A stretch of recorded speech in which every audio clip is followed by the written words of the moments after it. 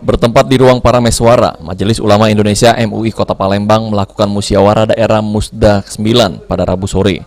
Dari hasil Musda ke-9, MUI Kota Palembang menetapkan Reza Falevi terpilih menjadi Ketua MUI periode 2022-2027, menggantikan Saim Marhadan, Ketua MUI periode sebelumnya.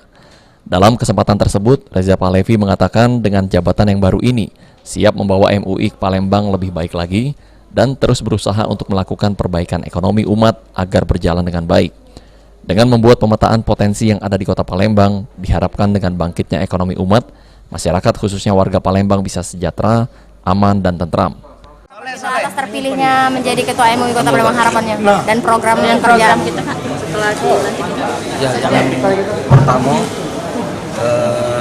program keumatan di Kota Palembang itu bisa terjalin, ukhuwah Islamiyah antara ulama, umaro itu bisa terjalin dengan baik, dan konsep strategis kita ke depan bagaimana ekonomi umat bisa kita kuatkan di Kota Palembang.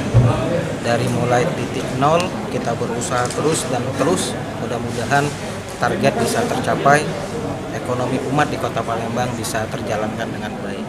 Salam saya untuk ekonomi.